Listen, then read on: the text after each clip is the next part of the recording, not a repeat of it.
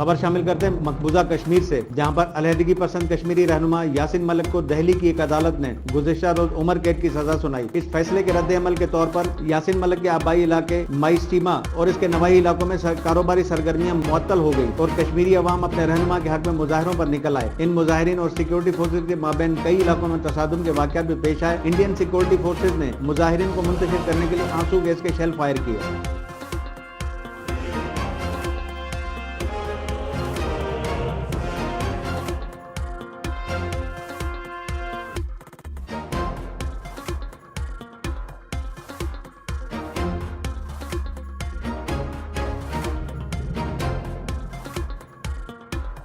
मजीद खबरों और अपडेट्स के लिए देखते रहिए हमारा YouTube चैनल HRJDO न्यूज़।